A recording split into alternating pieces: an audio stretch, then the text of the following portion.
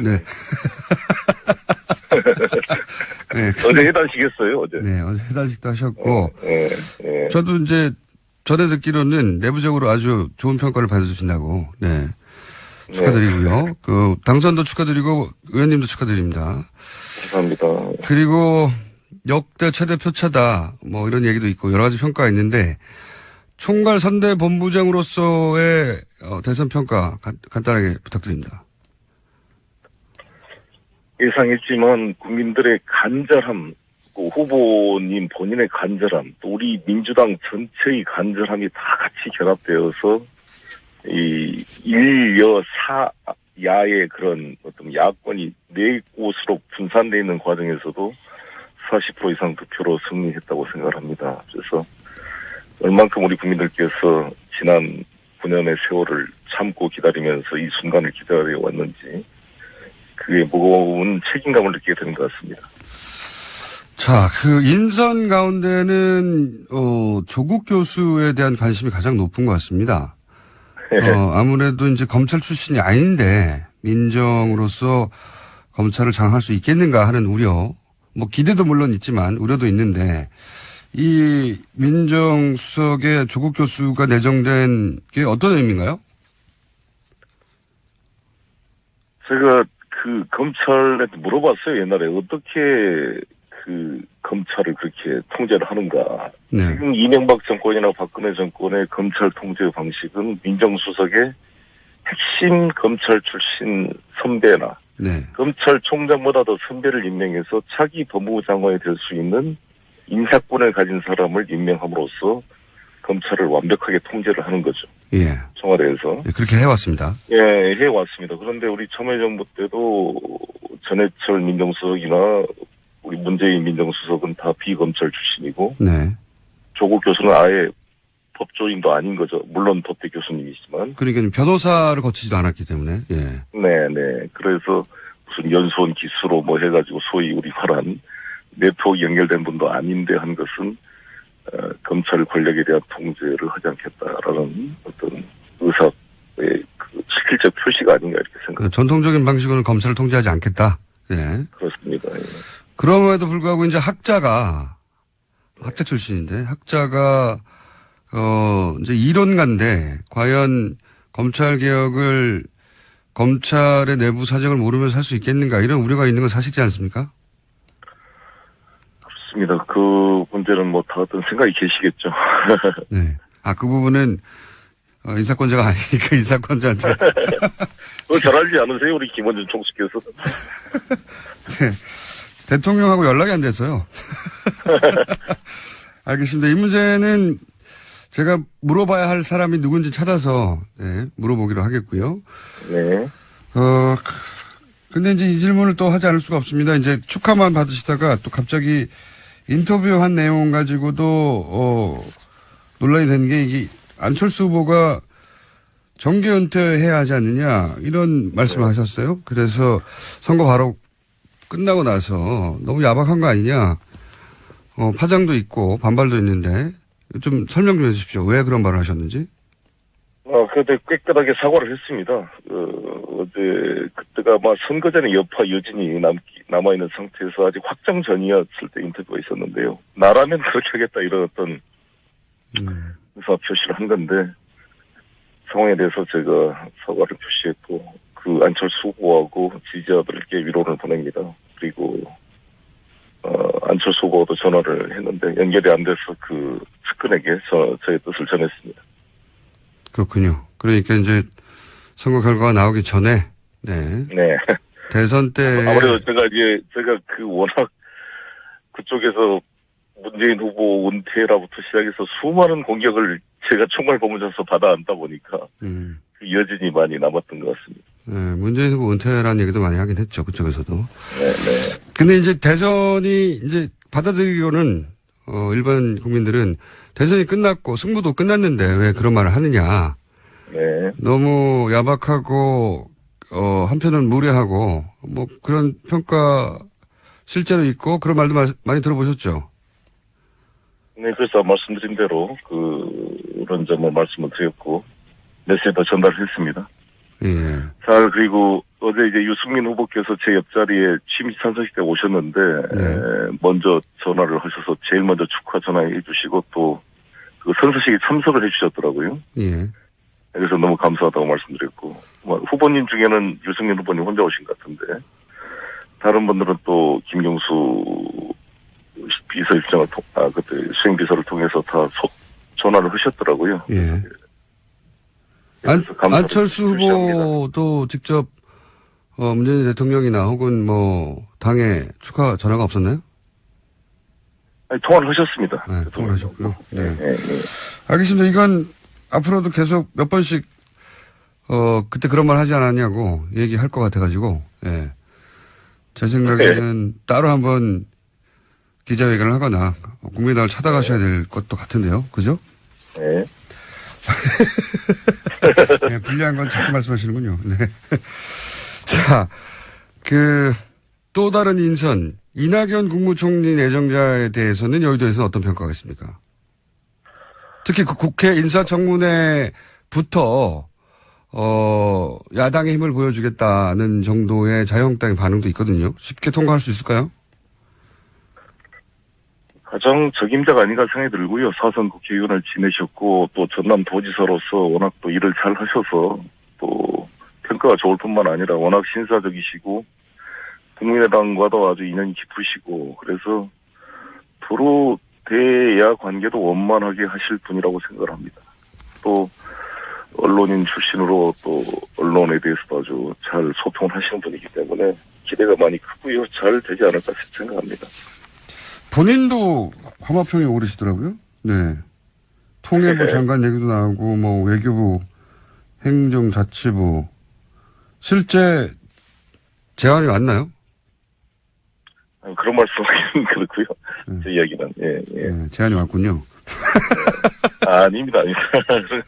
아니, 요즘 이 화마평에 오르시는 분들이 전화 연결도 잘 안 되고, 물어보려고 해도 답도 안 하시고, 네. 이해는 갑니다만, 사람들이 워낙 궁금해 하니까요. 제가 여쭤보긴 했는데, 입각할 가능성도 있긴 있는 거군요. 그렇게 그 정도로 그냥 제가 이해하겠습니다.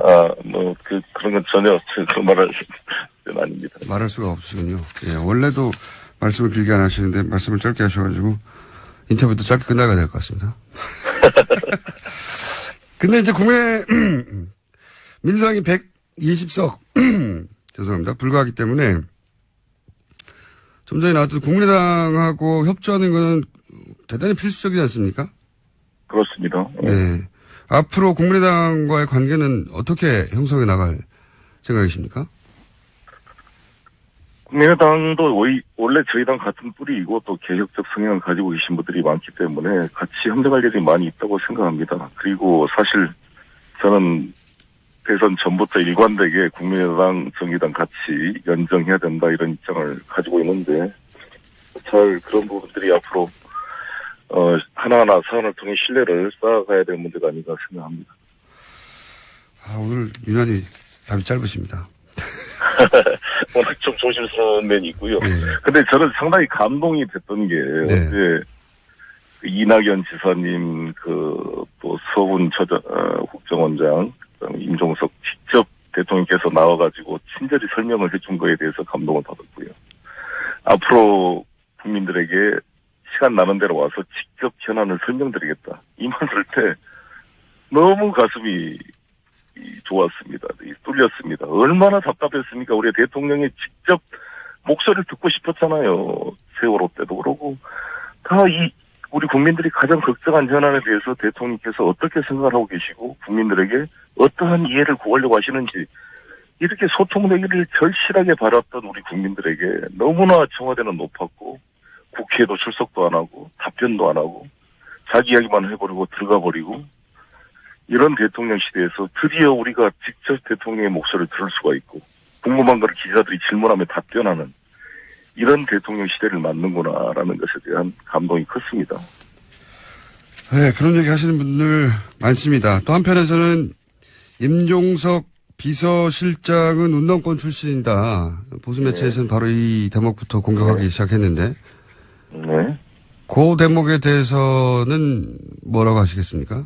아니, 너무 잘한 거 아닙니까? 이 어려운 시기에 민주주의와 헌법 질서를 지키기 위해 싸웠던 그 사람은 너무나 자랑스러워할 일이라고 생각합니다. 그리고 임종석 실장은 이미 운동권 출신을 넘어서 국회의원을 2번이나 하셨고, 또 사무총장도 하셨고, 서울시 정무부시장을 하시면서 여러 가지로 원만하게 관계를 잘 풀어오신 분으로 훌륭한 능력을 가지고 있다고 평가합니다. 그리고 우리가 김기춘 실장 그러면 뭔가 왕수석에서 다 내각을 뒤에서 다 통제하는 어떤 그런 좀 불투명한 느낌이 들지만, 임종석 하면 왕수석이 아니라 영수석이라고 말을 해준 것처럼 뭔가 보좌하고 뒷받침한 느낌으로 다가오지, 청와대가 내각을 통제하거나 보이지 않는 무엇을 권력적인 작용을 하는 느낌으로 다가오지 않기 때문에 대통령께서 젊은 실장을 통해서 젊게 이 청와대를 쇄신하고자 하는 의지가 읽혀졌다고 생각합니다.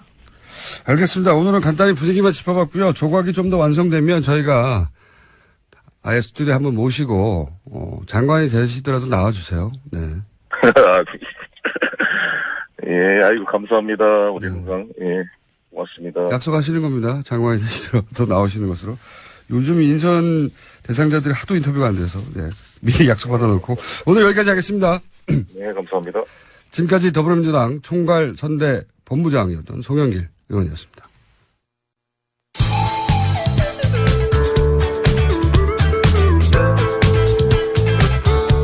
고기만 먹습니다. 시사요정 김어준입니다.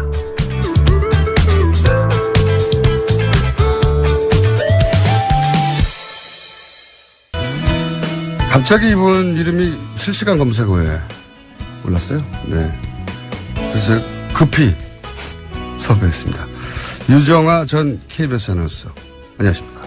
안녕하세요. 네. 오랜만입니다. 오랜만에 뵙겠습니다. 네. 네. 본인 이름이 갑자기 검색어에 올르셔가지고, 그죠? 당황하셨죠? 그러게요. 저는 그 검색어 오른 거를 보기 전에 지인들이 뭔가를 보내줘서 네. 그렇게 읽어보다가 무슨 이런 진짜 같은 공식 문서 같은 게 이렇게 시중에 떠도나. 네.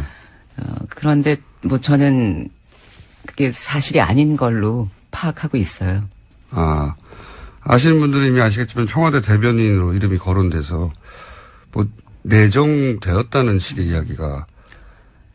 글쎄, 그게 그러니까, 혹시 내정되었는데 저희 내정 안 된 걸로 알고 계시면서 저희 방송하면서 정말로 내정 안 되는 거 아니에요?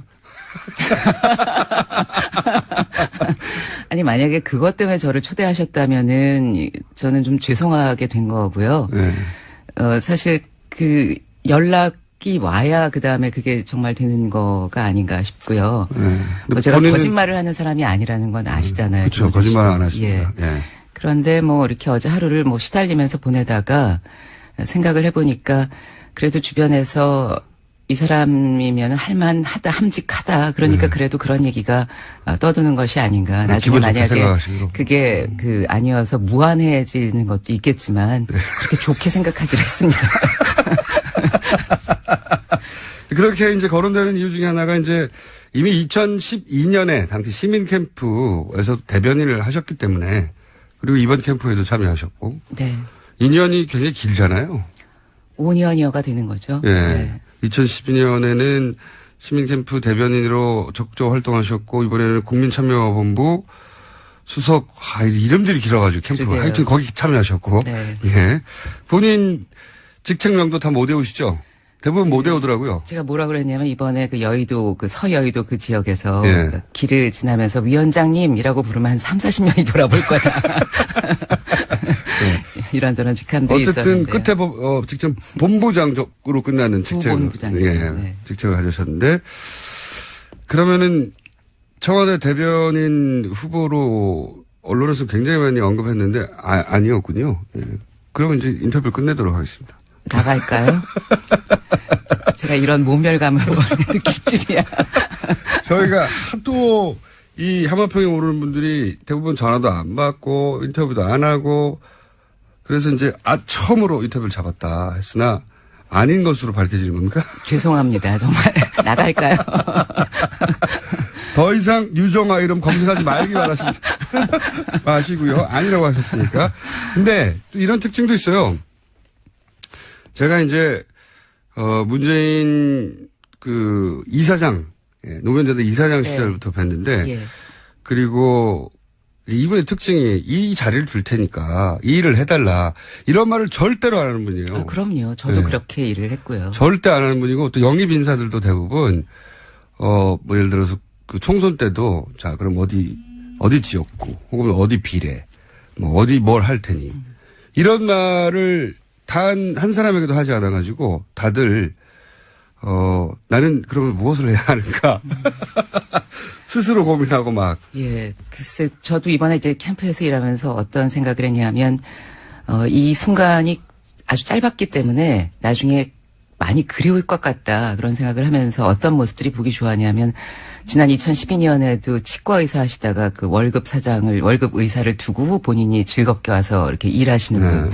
다시 돌아가시면 되는 거잖아요. 네. 이제 그런 분들의 아주 맑은 눈 같은 정말 그냥 적극적인 의지 같은 것들이 참 보기가 좋았는데 또 그렇지 않은 분들도 있죠. 그러니까 네. 내가 이 이후에 어떤 일을 하게 될 것인가. 그렇게 보상을 바라고 그러면서 전전긍긍하고 뭐가 이렇게 한번 이렇게 바뀔 전전긍긍하고. 때마다 이게 본인의 입지가 달라지는 게 아닌가. 이제 그런 분들도 계셨지만 더 많은 분들이 저는 전자 쪽에 있었다고 보고요.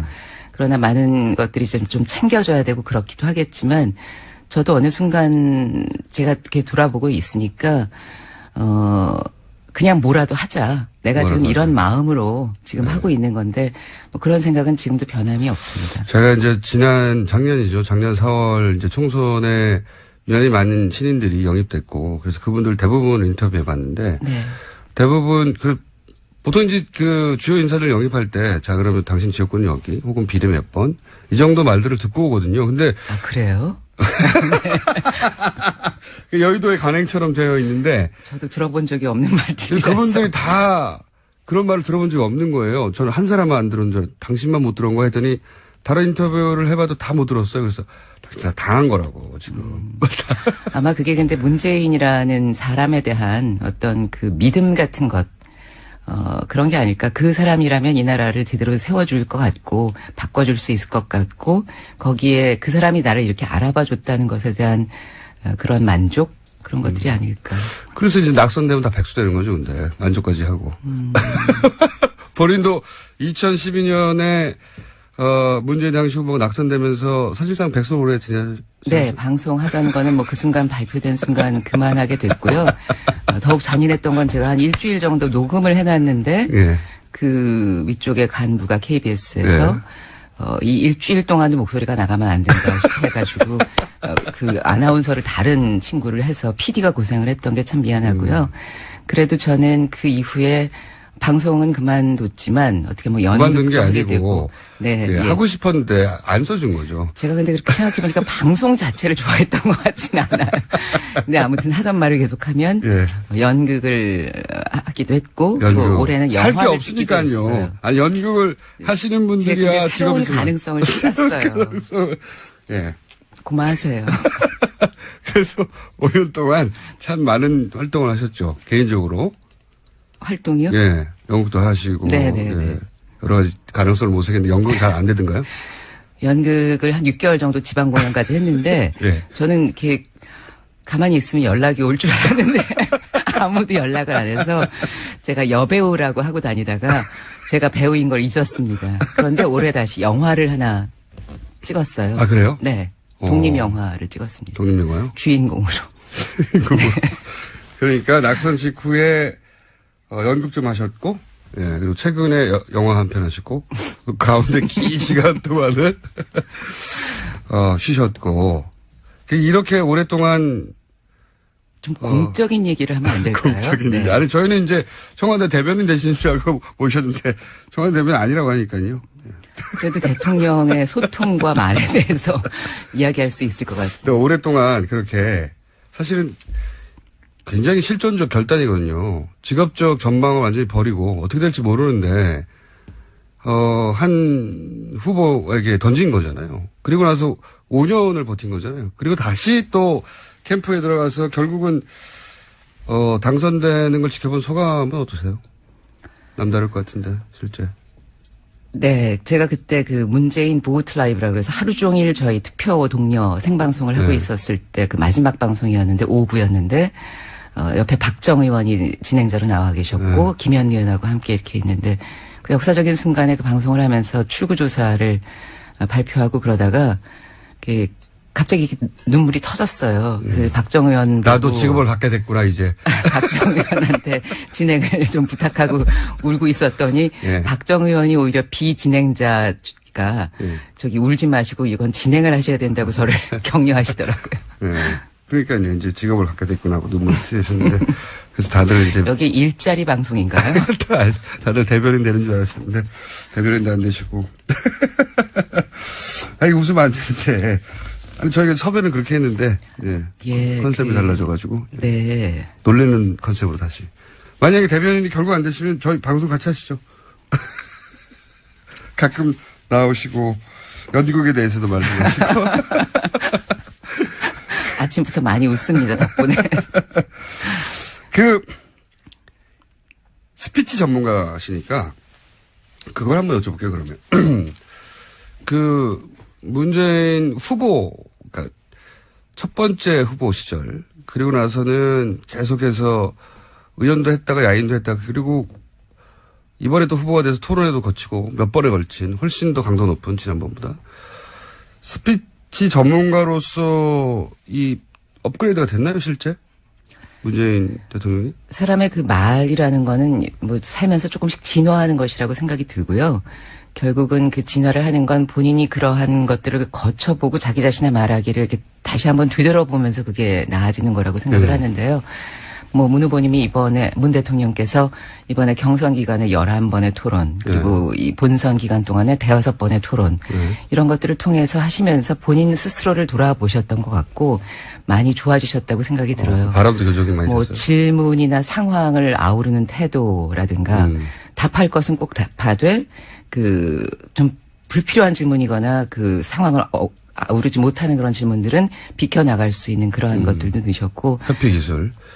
그게 회피 기술이라고 한다기보다는 말할 것은 말하고 말하지 않을 것은 안 할 수 있는 그러한 여유가 생기신 거고요. 네. 그걸 또 같은 편에서는 여유로 보시는군요.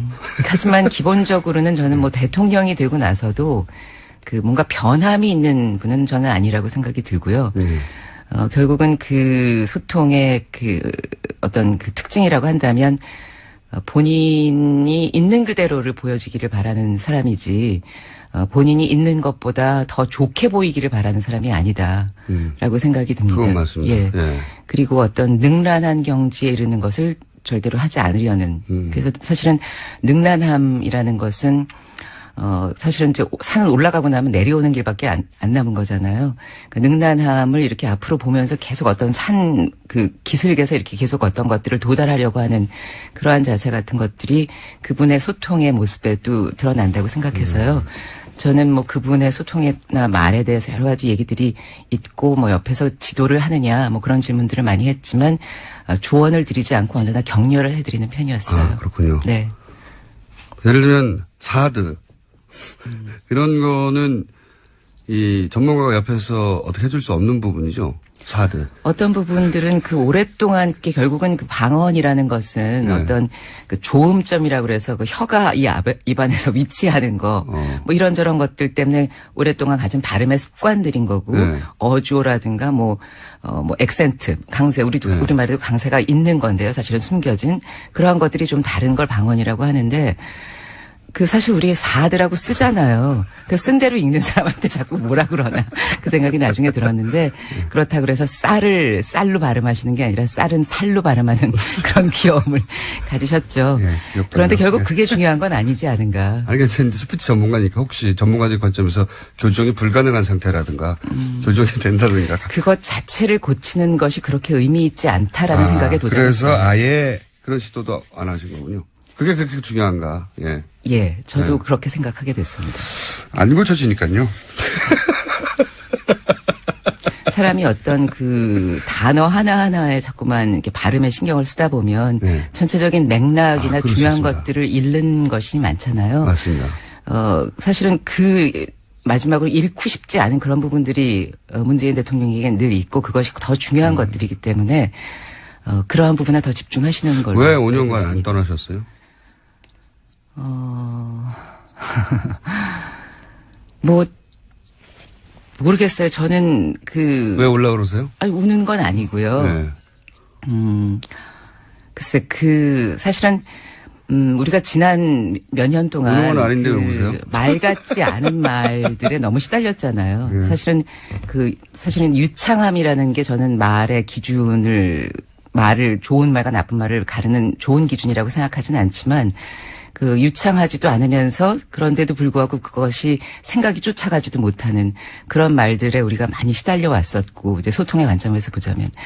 하지만 문재인이라는 사람은 자신이 한 말에 대해서 분명히 책임을 지고 생각이 고이지 않으면 말하지 않는 그런 사람이라고 생각을 했기 때문에 아마 그런 관점에서 저는 그분이 계속해서 좋았고 나라를 통치하는 그런 지도자를 삼고 싶었기 때문이었지 않았을까 싶어요. 조금 전부터 김어준 씨가 너무 관심도가 떨어지는 눈동자로 저를 바라봐서 대변인 아니시라고 하니까. 예, 그래서 답변을 하기가 참 겸연쩍습니다. 관심을 가져주시죠. 그래도. 제 발음도 그저에 가능합니까? 그다지 이렇게 고쳐야 될 게 보이지는 않아요. 발음 같은 것들은 다른 것들이 좀 정신 자세라든가 이런 거. 재밌어 합니다. 재밌어 합니다. 아니, 이제 남의 발음은 신경 쓸 때가 아니라 본인은 이제 직업적 전망을 고민하셔야 될 텐데. 제가 사실 이렇게 보기와 달리 예. 뭔가 어떤 것을 목표로 삼고 그 목표를 향해 다가가는 그런 성격은 아닌 것 같아요. 그러니까 저는 그래도 제 직업은 앞에 있어야 되지 않습니까? 펼쳐지는 어떤 일들이 다가오는 대로 닥치는 대로 마음 내키는 대로 네. 그렇게 살고 있는데요. 네. 굶어 죽게 하겠습니까? 네.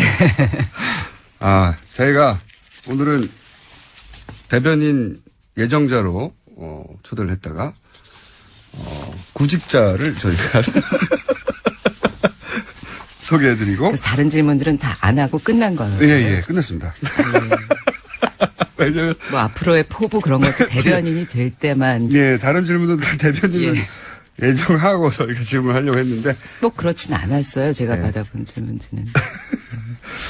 급속히 관심이 떨어진 관계로 진행자가. 예, 아닌데 제가 사실 유정아 전 아나운서 유정아 씨를 개인적으로 굉장히 좋아합니다. 좋아하고 방송도 잘하시고 스피치도 잘하시고 그리고 그렇지 않아도 이제 시간이 많으실 테니까 저희 방송과 어떻게 접점을 찾아볼까 하던 참이었어요. 진심으로 말씀하신 줄 알았더니 구직을 해주시는 거군요. 아니에요. 그리고 또 마침 그런 접점을 찾고 있었는데 대변인이 되어서 안 되실 거구나 하고 걱정했었는데 대변인이 안 되신다고 하니까 이제 접점을 계속 찾아보러 가겠습니다. 네, 고맙습니다. 진짜로 대변인 되시는 거 아니에요, 근데? 이러다가? 글쎄요, 네. 본인이 결정할 수 없는 일이니까요. 오늘 이렇게 하고 굉장히 재밌는 인터뷰였고요. 저희가 코너를 하나 만들든가 성대모사 코너라든가 스피치 코너 같은 거 만들어가지고 조만간 다시 뵙는 것으로. 예. 가나요, 저? 예. 많은 답변을 준비해 오신 것 같은데 그거는 대변인 되고 나서 하시고요. 오늘은 여기까지 하겠습니다. 지금까지 유정아 전 KBS 아나운서였습니다. 감사합니다. 네, 반갑습니다. 네.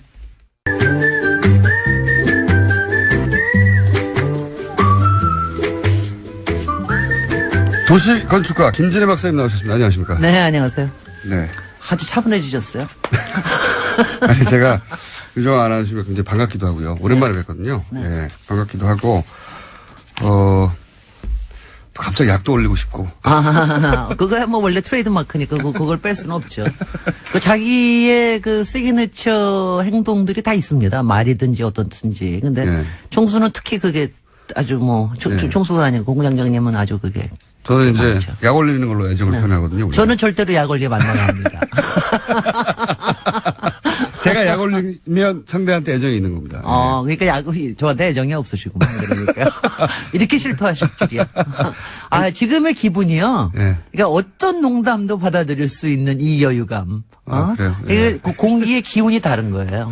자, 저는 어제 취임식 보고 틀림없이 이번에는 취임 공간의 정책 이거 하실 거다. 무슨 지난주에 벌써 예고했는데 지난주에 분명히 예고를 했기 때문에 저거 했는데 유세 공간의 정치학도 재밌었거든요. 했으니까. 그러니까. 굉장히 재밌었어요. 네. 네. 그러니까는 이제 이분은 취임 공간인데 어저께 공식적인 이름이 취임식이 아닌 거 아시죠? 아, 그랬어요? 어저께가 취임 행사 또는 취임 선서식이었습니다. 아. 그러니까 취임식이 아니었어요. 어저께가. 취임식으로들 많이 보도를 했고, 저도 그렇게, 취임식은 이걸로. 취임 행사라고 공식적으로는 취임 행사라고 표현을 했고요. 많이들 쓰는 거 취임 선서식이라고 했습니다. 그러니까 어저께는 공식적인 취임식이라고 보기에는 참, 근데 취임이라고 하는 게 선서만 하면 되는 거니까. 원래 취임식은 선서를 하려고 하는 거죠. 선서를 나머지는 요식이고. 선서하는 거는 뭐 한 30초? 30초 네. 정도에서 선서문. 근데 대통령을 하려면 선서를 해야 하니까. 네네. 그러니까 그런 그 거니까. 선서 절차를 밟은 것이다. 밟은 거죠. 그러니까 아하. 그거니까 분명하게 이제 취임식이라고 또 볼 수 있는데 어제가 어떠셨어요? 저는 마음에 들었어요. 난 짧으니까 너무 좋대. 아니, 전체가 25. 그러니까 마음에 드는 거예요. 전체가 25분밖에 안 걸렸어요. 그러니까 일단은 그 앞뒤 식전 행사, 식후 행사, 뭔가 의젓 행사가 없어지니까 일단 짧으니까 집중이 돼요. 그러니까 메시지가 정확하게 들어오더라고요. 어저께 제가 사실은 오늘은 취임 공간에 정치학 할 필요가 없이 어저께 공간이 아예 싹 없어져 버리니까 너무 좋더라고요. 어떠셨어요? 저는 이제 본인 성격하고 좀 닮았다. 네. 예. 굉장히 담백하고 간단하고. 네. 성격도 군더더기도 없잖아요. 예. 네. 근데 닮았다. 저는 취임식으로 이걸 끝내도 되겠다 싶은 생각도 들었어요.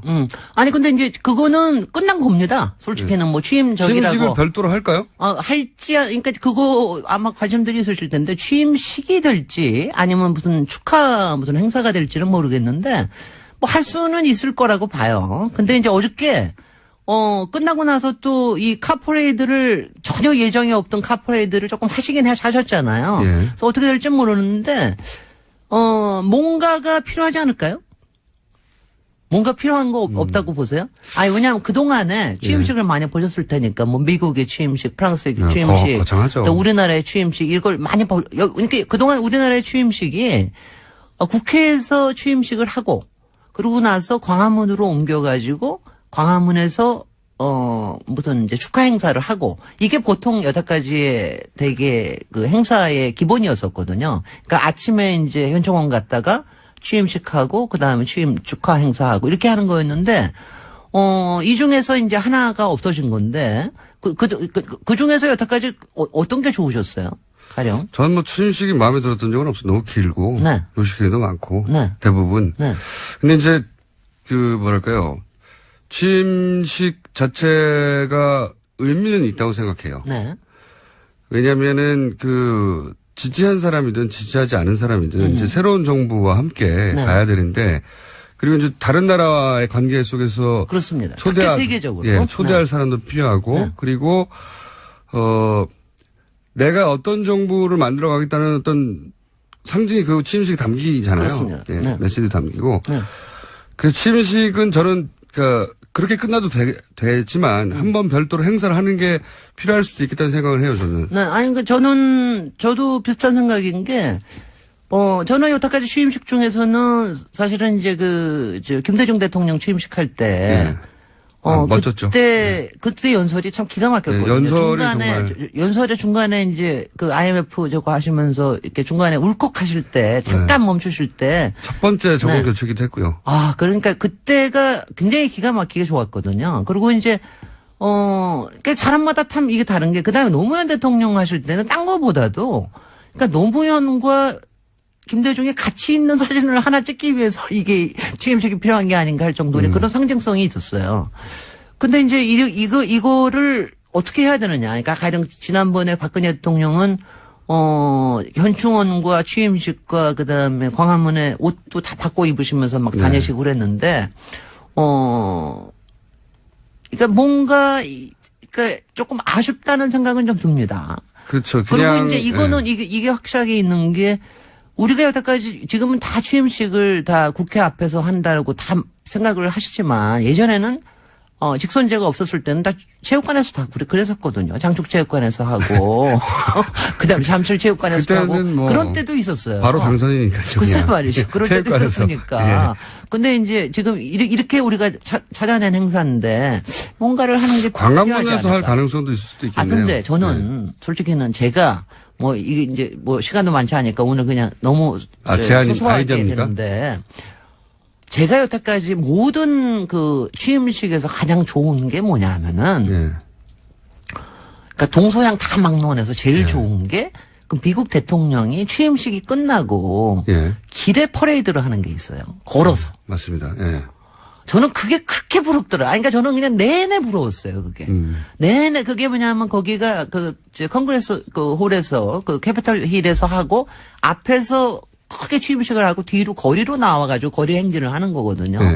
근데 그때 그냥 그게 이제 1월 달이니까 무지 추운데 이 사람들은 모자도 못 쓰고 아무것도 못 하고 그리고 또 영부에 있는 또 이쁜 드레스까지 입고 그러고서는 이제 다 다니면서 이제 길에서 걸어 다니면서 하거든요. 시민들이 도열해 있죠. 시민이 도열하고 그리고 이제 그러니까 그게 왜냐하면 사실 모든 피 끌 것 같아. 아마 이제 대통령으로서는 그 다음에 미국에서는 특히 무도회라든가 이런 것도 굉장히 유명하니까. 근데 그럴지 모르겠는데 시민의 입장에서는 도보 프레이드를 하는 게 짧더라도. 그러니까 그 광화문에서 할 수 있잖아요. 광화문에서 시청 정도까지 걸을 수 있죠. 제가 맨날 주장하는 거로 우리의 광장은 광화문부터 서울역이다. 여기 이거를 그렇게 많이 걸어요? 다 걸어봤자 2km밖에 안 돼요. 시청까지만 가면 안 될까요? 아니 시청까지만 하면은 이제 통합 될 때고 서울역까지 하면 또 새로운 미래로 출발하는 것까지 해서 기차 타고 출발이요? 그렇게 하면은 한 200~300만 모일 수 있지 않을까. 사람은 많이 모이겠죠. 네네. 그러니까 미국의 그 취임식이 좋은 게 그 캐피털 힐 앞에 인디펜던스 몰에 굉장히 많은 사람들이 모여서 한 200~300만이 모이거든요. 장관이죠, 장관. 근데 우리는 국회 안에서 하면은 많아봤자 60만 정도 모입니다. 60만한테 사실은 카드를 보내고 초청장을 보내고 그러면 실제로 2~30만. 박사님 아이디어로 하자면 좀 좋은 아이디어라고 생각이 들어요. 그러니까 공식 행사라는 게 결국은 이제 취임식에 어떤 메시지가 담기냐인데 취임 연설에 그거 짧게 하고 그냥 걷고 들어가라. 걷고 같이 시민들 어저께도 같이 잘 걸으시던데. 그거 좋네요. 잘 걷고 하는 게 난 굉장히 좋을 것 같아요. 그러니까 그런 정도. 그리고 앞으로도 우리의 그 취임 문화에 대해서 조금은 생각을 해보는 것도 좀 분명히 필요할 것 같아요. 그리고 그렇게 퍼레이드를 하면 그 사이사이에 그 이른바 세계 대사들하고의 만남, 그다음에 시민들하고의 만남, 이런 것들도 충분하게 그 사이사이가 있을 수가 있거든요. 그러니까 그렇게 하는 거가 어떠신지 생각해 주십시오. 제가 생각한다고 아니, 생각해 누군가 생각해 주시겠죠. 그럼 주장하죠, 여기서 계속. 뭔가 한다면, 안 한다면 안 하는 것이고. 아직 지금 한 달쯤은 정신없을 테니까. 뭔가 하게 된다면. 내가까지 다 꾸리고 난 다음에. 뭔가 하게 된다면, 취임식을 따로 한다기보다는, 이제 감사하다고, 퍼레이드를 짧게 하는 게 어떠냐. 저는 퍼레이드라는 표현을 하지만 그냥 걷자. 같이 걷자. 걷기. 걷기. 같이 걸을 수는 없어요. 아니. 그러니까 그 미국에서도 마찬가지입니다. 주변에는 다 경호원이 쌉니다. 그렇지만 굉장히 자연스럽게 같이 걷죠. 뛰어댕겨. 그리고 내가 또 네. 저기 비서실장도 다 같이 걸으라고요.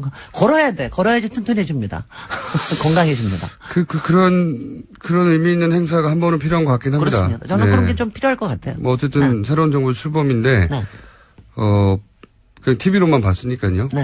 그래서 거창한 행사는 아니어도 많은 사람들이 같이 참여하거나 지켜볼 수 있을 정도 행사는 있으면 좋겠네요. 돈 많이 안 들고. 걷기요. 걷기. 그거 좋은데요. 그러면 그 공간의 정치학, 걷기. 그럼 제가 또 한 번 또 할 수 있죠. 다른 나라에도 그런 게 있나요? 저도 미국 다른 나라에 딱 하나가 그 아까 얘기하는 미국하고 그다음에 그 프랑스에서 엘리제궁에서 하고 이 사람 좀 웃겨요. 샹젤리제를 퍼레이드를 해요. 그러니까 샹젤리제를 퍼레이드를 하고 그때 걷지는 않는데 샹젤리 퍼레이드를 하고 난 다음에 거기 개선문 있잖아요. 거기에는 개선문 안에 그 호국 영령들의 그 무슨 뭐가 있거든. 그 저 혁명 전사들. 거기에 가서 하는데 그것도 아주 굉장히 근사합니다. 그러니까 같이 걸으면 굉장히 좋습니다.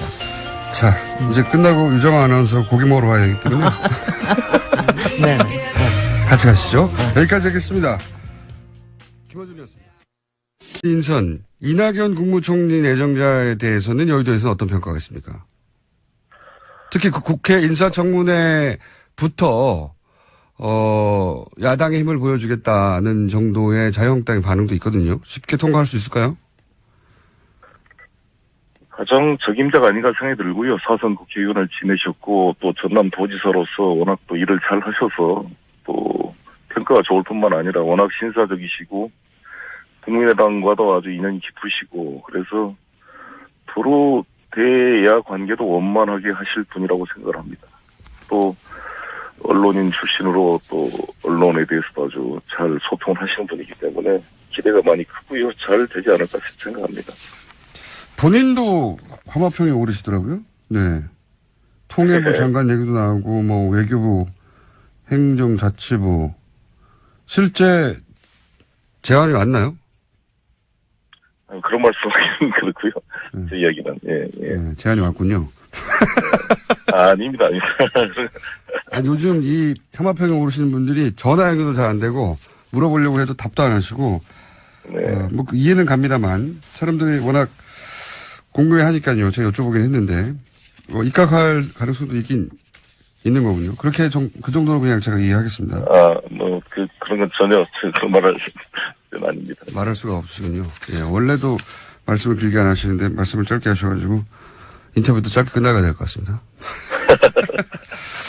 근데 이제 민주당이 120석, 죄송합니다. 불가하기 때문에, 좀 전에 나왔던 국민의당하고 협조하는 거는 대단히 필수적이지 않습니까? 그렇습니다. 네. 앞으로 국민의당과의 관계는 어떻게 형성해 나갈 생각이십니까? 국민의당도 원래 저희 당 같은 뿌리이고 또 개혁적 성향을 가지고 계신 분들이 많기 때문에 같이 협력할 일이 많이 있다고 생각합니다. 그리고 사실 저는 대선 전부터 일관되게 국민의당, 정의당 같이 연정해야 된다 이런 입장을 가지고 있는데 잘 그런 부분들이 앞으로 하나하나 사안을 통해 신뢰를 쌓아가야 될 문제가 아닌가 생각합니다. 오늘 유난히 답이 짧으십니다. 워낙 좀 조심스러운 면이 있고요. 네. 근데 저는 상당히 감동이 됐던 게 네. 어제 그 이낙연 지사님 또 서훈 국정원장 임종석 직접 대통령께서 나와가지고 친절히 설명을 해준 거에 대해서 감동을 받았고요. 앞으로 국민들에게 시간 나는 대로 와서 직접 현안을 설명드리겠다. 이 말 들 때 너무 가슴이 좋았습니다. 뚫렸습니다. 얼마나 답답했습니까? 우리 대통령이 직접 목소리를 듣고 싶었잖아요. 당황하셨죠? 그러게요. 저는 그 검색어 오른 거를 보기 전에 지인들이 뭔가를 보내줘서 네. 그렇게 읽어보다가 무슨 이런 진짜 같은 공식 문서 같은 게 이렇게 시중에 떠도나. 네. 그런데 뭐 저는 그게 사실이 아닌 걸로 파악하고 있어요. 아시는 분들은 이미 아시겠지만 청와대 대변인으로 이름이 거론돼서 뭐 내정되었다는 식의 이야기가. 글쎄 그게 그러니까 혹시 내정되었는데 저희 내정 안 된 걸로 알고 계시면서 저희 방송하면서 정말로 내정 안 되는 거 아니에요? 아니 만약에 그것 때문에 저를 초대하셨다면은 저는 좀 죄송하게 된 거고요. 네. 사실 그 연락이 와야 그 다음에 그게 정말 되는 거가 아닌가 싶고요. 네. 뭐 제가 거짓말을 하는 사람이 아니라는 건 아시잖아요. 그렇죠. 거짓말 안 하십니다. 예. 예. 그런데 뭐 이렇게 어제 하루를 뭐 시달리면서 보내다가 생각을 해보니까 그래도 주변에서 이 사람이면 할만하다, 함직하다. 그러니까 그래도 그런 얘기가 떠도는 것이 아닌가. 나중에 만약에 그게 아니어서 무한해지는 것도 있겠지만 그렇게 좋게 생각하기로 했습니다. 그렇게 이제 거론되는 이유 중에 하나가 이제 이미 2012년에 당시 시민 캠프에서 대변인을 하셨기 때문에 그리고 이번 캠프에도 참여하셨고. 네. 2년이 굉장히 길잖아요. 5년여가 되는 거죠. 예. 네. 2012년에는 시민캠프 대변인으로 적극적으로 활동하셨고 이번에는 국민참여본부 수석, 이름들이 길어가지고 캠프. 그러게요. 하여튼 거기 참여하셨고. 네. 예. 본인 직책명도 다 못 외우시죠? 대부분 못 외우더라고요. 제가 뭐라 그랬냐면 이번에 그 여의도 그 서여의도 그 지역에서 예. 그 길을 지나면서 위원장님이라고 부르면 한 30-40명이 돌아볼 거다. 이런저런 직함들이 어쨌든 있었는데요. 끝에 직접 본부장적으로 끝나는 직책. 부본부장이죠. 예. 네. 직책을 가지셨는데 그러면은 청와대 대변인 후보로 언론에서 굉장히 많이 언급했는데 아니었군요. 예. 그러면 이제 인터뷰를 끝내도록 하겠습니다. 나갈까요? 제가 이런 모멸감을 느낄 줄이야. 저희가 하도 이 하마평에 오르는 분들이 대부분 전화도 안 받고 인터뷰도 안 하고 그래서 이제 처음으로 인터뷰를 잡았다 했으나 아닌 것으로 밝혀지는 겁니까? 죄송합니다. 정말 나갈까요? 더 이상 유정아 이름 검색하지 말기 마시고요. 아니라고 하셨으니까. 근데 또 이런 특징도 있어요. 제가 이제 문재인 그 이사장, 노무현재단 이사장 시절부터 뵀는데 예. 그리고 이분의 특징이 이 자리를 줄 테니까. 네. 네. 어제 해단시겠어요, 어제. 네, 어제 해단식도 하셨고. 예. 저도 이제 전에 듣기로는 내부적으로 아주 좋은 평가를 받으신다고. 네. 축하드리고요. 그 당선도 축하드리고 의원님도 축하드립니다. 감사합니다. 그리고 역대 최대 표차다. 뭐 이런 얘기도 있고 여러 가지 평가가 있는데 총괄 선대 본부장으로서의 대선 평가 간단하게 부탁드립니다. 예상했지만 국민들의 간절함, 그 후보님 본인의 간절함, 또 우리 민주당 전체의 간절함이 다 같이 결합되어서 이 일여사야의 그런 어떤 야권이 네 곳으로 분산되어 있는 과정에서도 40% 이상 득표로 승리했다고 생각을 합니다. 그래서 얼만큼 우리 국민들께서 지난 9년의 세월을 참고 기다리면서 이 순간을 기다려 왔는지 그게 무거운 책임감을 느끼게 되는 것 같습니다. 자, 그 인선 가운데는 조국 교수에 대한 관심이 가장 높은 것 같습니다. 아무래도 이제 검찰 출신이 아닌데 민정으로서 검찰을 장악할 수 있겠는가 하는 우려, 뭐 기대도 물론 있지만 우려도 있는데 이 민정수석에 조국 교수가 내정된 게 어떤 의미인가요? 제가 그 검찰한테 물어봤어요. 옛날에 어떻게 그 검찰을 그렇게 통제를 하는가. 네. 지금 이명박 정권이나 박근혜 정권의 검찰 통제 방식은 민정수석의 핵심 검찰 출신 선배나 네. 검찰총장보다 더 선배를 임명해서 차기 법무부 장관이 될 수 있는 인사권을 가진 사람을 임명함으로써 검찰을 완벽하게 통제를 하는 거죠. 예. 청와대에서. 예, 그렇게 해왔습니다. 예, 해왔습니다. 그런데 우리 참여정부 때도 전해철 민정수석이나 우리 문재인 민정수석은 다 비검찰 출신이고 네. 조국 교수는 아예 법조인도 아닌 거죠. 물론 법대 교수님이지만. 그러니까 변호사를 거치지도 않았기 때문에. 예. 네. 그래서 무슨 연수원 기수로 뭐 해가지고 소위 우리 말한 네트워크 연결된 분도 아닌데 한 것은 검찰 권력에 대한 통제를 하지 않겠다라는 어떤 의사의 그 실질적 표시가 아닌가 이렇게 생각합니다. 전통적인 방식으로는 검찰을 통제하지 않겠다. 예. 그렇습니다. 예. 그럼에도 불구하고 이제 학자 출신인데 학자가 이제 이론가인데 과연 검찰 개혁을 검찰의 내부 사정을 모르면서 할 수 있겠는가 이런 우려가 있는 건 사실이지 않습니까? 그렇습니다. 그 문제는 뭐 다들 생각이 계시겠죠. 네. 그 부분은 인사권자가 아니니까 인사권자한테. 그걸 잘 알지 않으세요? 우리 김원준 총수께서 세월호 때도 그러고 다 우리 국민들이 가장 걱정한 현안에 대해서 대통령께서 어떻게 생각을 하고 계시고 국민들에게 어떠한 이해를 구하려고 하시는지 이렇게 소통되기를 절실하게 바랐던 우리 국민들에게 너무나 청와대는 높았고 국회에도 출석도 안 하고 답변도 안 하고 자기 이야기만 해버리고 들어가 버리고 이런 대통령 시대에서 드디어 우리가 직접 대통령의 목소리를 들을 수가 있고 궁금한 걸 기자들이 질문하며 답변하는 이런 대통령 시대를 맞는구나라는 것에 대한 감동이 컸습니다.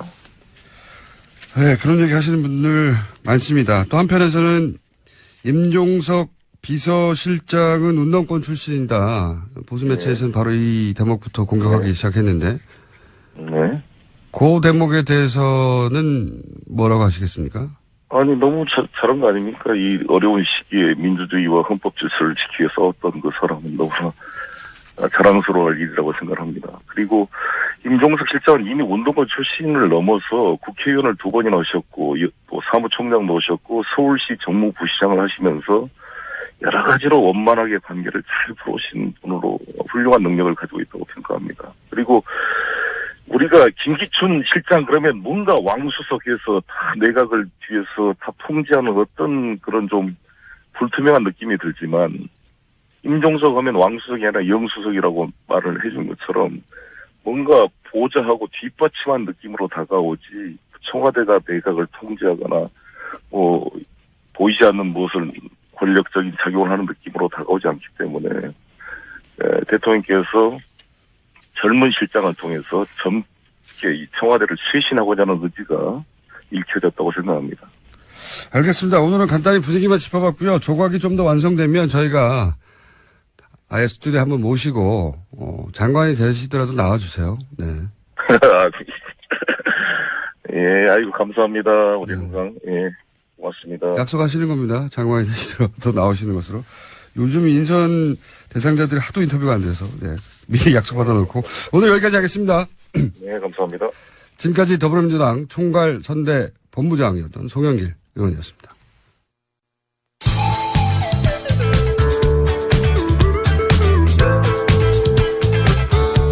고기만 먹습니다.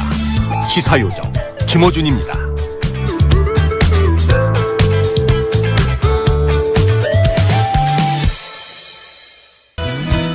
갑자기 이분 이름이 실시간 검색어에 올랐어요. 네. 그래서 급히 섭외했습니다. 유정아 전 KBS 아나운서. 안녕하십니까. 안녕하세요. 네. 오랜만입니다. 오랜만에 뵙겠습니다. 네. 네. 본인 이름이 갑자기 검색어에 오르셔가지고, 그죠? 네. 대통령하고 연락이 안 돼서요. 알겠습니다. 이 문제는 제가 물어봐야 할 사람이 누군지 찾아서, 물어보기로 하겠고요. 네. 근데 이제 이 질문을 또 하지 않을 수가 없습니다. 이제 축하만 받으시다가 또 갑자기 인터뷰한 내용 가지고도, 논란이 된 게 이게 안철수 후보가 정계 은퇴해야 하지 않느냐 이런 말씀을 하셨어요. 그래서 선거 바로 끝나고 나서 너무 야박한 거 아니냐. 파장도 있고 반발도 있는데 좀 설명 좀 해주십시오. 왜 그런 말을 하셨는지. 그때 깨끗하게 사과를 했습니다. 어제 그때가 선거 전에 여파 여진이 남아있는 상태에서 아직 확정 전이었을 때 인터뷰가 있었는데요. 나라면 그렇게 하겠다 이런 어떤 의사 표시를 한 건데 상황에 대해서 제가 사과를 표시했고 그 안철수 후보하고 지지자들께 위로를 보냅니다. 그리고 안철수 후보도 전화를 했는데 연결이 안 돼서 그 측근에게 저의 뜻을 전했습니다. 그렇군요. 그러니까 이제 선거 결과가 나오기 전에 네. 대선 때 아무래도 제가 워낙 그쪽에서 문재인 후보 은퇴라부터 시작해서 수많은 공격을 제가 총괄 고문장서 받아 안다 보니까 그 여진이 많이 남았던 것 같습니다. 네, 문재인 후보 은퇴라는 얘기도 많이 하긴 했죠. 그쪽에서도. 네. 근데 이제 대선이 이제 받아들이기로는 일반 국민들은 대선이 끝났고 승부도 끝났는데 왜 그런 말을 하느냐. 네. 너무 야박하고 한편은 무례하고 뭐 그런 평가 실제로 있고 그런 말도 많이 들어보셨죠. 네, 그래서 말씀드린 대로 그런 점을 말씀을 드렸고 메시지도 전달했습니다. 예. 자, 그리고 어제 이제 유승민 후보께서 제 옆자리에 취임 찬성식 때 오셨는데 먼저 전화를 하셔서 제일 먼저 축하 전화해 주시고 또 그 선서식에 참석을 해 주셨더라고요. 예. 그래서 너무 감사하다고 말씀드렸고 후보님 중에는 유승민 후보님 혼자 오신 것 같은데 다른 분들은 또 김경수 비서실장을 그때 수행비서를 통해서 다 전화를 하셨더라고요. 예. 안철수 후보도 직접 문재인 대통령이나 혹은 뭐 당에 축하 전화가 없었나요? 아니, 통화를 하셨습니다. 네, 통화하셨고요. 네. 네, 네. 알겠습니다. 이건 앞으로도 계속 몇 번씩 그때 그런 말 하지 않았냐고 얘기할 것 같아가지고, 예.